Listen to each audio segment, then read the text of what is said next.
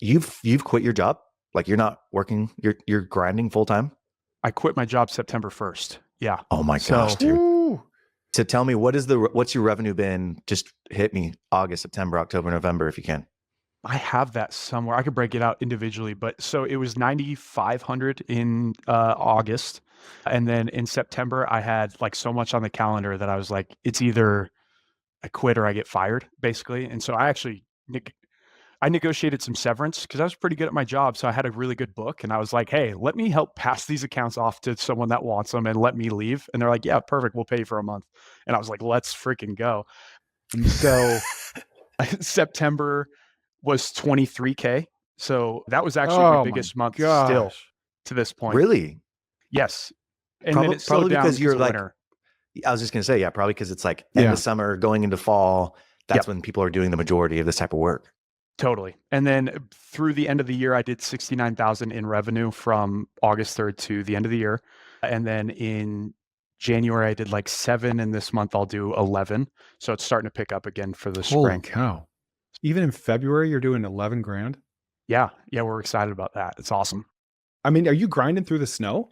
Yeah. Some days. Yeah. I try not to, I try not to do it on snow days, but yeah, some days it's scheduled and it's not coming down too bad. If it's like a blizzard, I'm not going to be grinding a stump, but if it's some light snow, yeah, we'll put on a few jackets and go.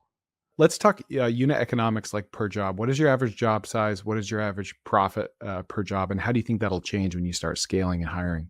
Yeah. So 390 is my average job size. And that's skewed upwards probably because of a few outliers. I've had like a 4 grand job and a 5 grand job that are considered, one job there. I do not know my profit per job, just going to be honest there, hand up. I try to keep track of all this stuff, but I don't know that currently. That's okay. I mean, rough ballpark, like based on what you're like, because you own the thing now. You said there's no rental cost. You've got gas, your own time. I have to think your costs aren't that much. No, not at all. Directly, like my stump grinding payments, 990. I pay 175 for my trailer, and then I pay like 450 for my truck. I park it at a storage facility for, $150, and then I have 450 of insurance monthly. So like total, you're talking like 2 grand to 2,500 of overhead, and I make that like I do $1,500 days routinely in the summer. And I mean, that's paying down your assets too, most of it. Like, Right. geez. Yeah, that's a good question. How much did the stump grinder cost? Stump grinder was 55,000. So And so you're on payments, right? You didn't pay out of yeah. pocket, I'm assuming. Yeah, I had to put 20% down on that. Everything else I was zero down on the That's what I was trailer just and going to the ask. truck. How did you finance it? There's some awesome companies that will do startup loans for heavy equipment where they still lend it to your company with your personal credit is weighted in there, and they kind of screw you with interest rates. But hey, I mean, I was in the game, Yeah, and exactly. my business credit started growing, so I actually was able to get like a business credit card pretty fast because of that Mm. stuff. So like what's the term of the loan? How long over how's it amortized? What's your monthly payment? 5-year loan, 990 payment. I put like 12 grand down because I had to put like Dang. 20% down. So Okay. yeah. Dude, I was just doing the math as you were talking, and I'm like, all right, you said month 1, 9,500, month 2, 23,000. And then you did 69,000 total between August and December. So you averaged about $12,000 a month for the rest of the year. And then you said January and February, you've done about 11,000 a month. About, yeah. Yeah, just about across the two. What was your job before?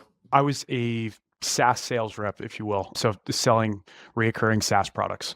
So you're probably making more money than this, but you're like back of the envelope, you're taking home at least 9 grand a month. Yeah.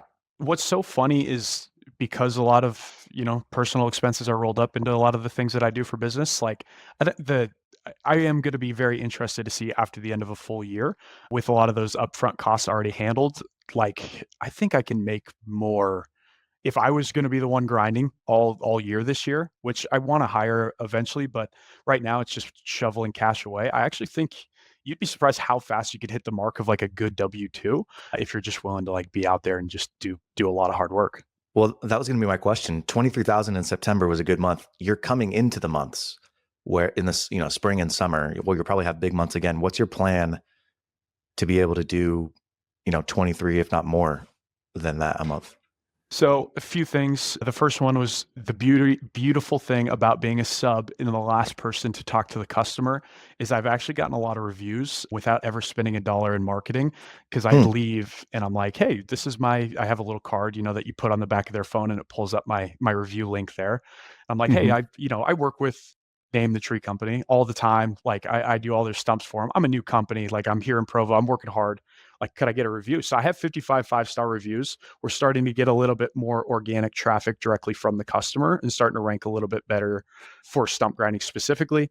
And then building more and more tree relationships. It's the biggest thing I could do. One tree relationship can give me anywhere from 5 grand on the year to like 20, 30 grand on the year of revenue. Jeez. So it's just important Wow. that I build those as strong as I can, do anything I can to land my first job for that tree company, and then do everything I can to, be reoccurring for them.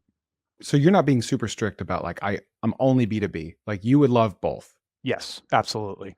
Are your subs or your crews that are referring you, are they cool with that? Have you talked to them about that, or are you just kind of leaving business cards on the sly? On the review part, is that what you're talking about?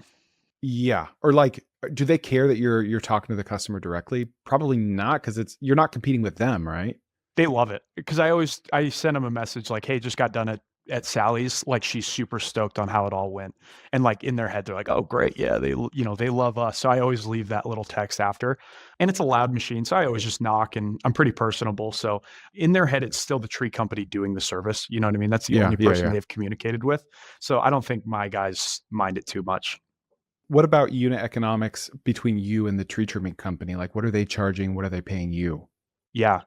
Usually, so I price everything by a measurement of diameter of the stump. So if you take the widest diameter of the stump, you times it by $7 an inch is what I charge usually. I'll go above and below that just depending on a few things. But a lot of tree companies will charge a customer anywhere from like $8 to $12 an inch, Hmm. and they'll keep the part up top. Early on, I was giving percentages of that $7 an inch back to the tree company, but then Mm. I've been so good for the tree companies that I've worked for, like so reliable, that recently I've just been like, hey, $7 an inch is my price. If you want to take a cut, just charge, upcharge. But I need the $7 an inch. And they've all been really cool with that. Okay, so the customers aren't paying you. Customers aren't usually paying me directly. No, usually I get paid by the tree guy. Yep. Do you know what per inch that they're charging? Usually like 10 to 12 bucks an inch, usually. Okay, I guess you said that. Okay. And then sometimes, if it's a huge job, they'll throw a stump in for free, or there's a bunch of things that they'll do, but usually the job will make up for that if they throw it in for free. So When you go directly through the customer, are you charging 10 to 12 per inch? yes, yeah, absolutely. Usually I'll sit at right around 10 when I'm going directly on if someone got my number. You might not know this, but this is not my full channel. If you want to watch the full episode of the segment that you just saw, go ahead and check this out or the link in the description.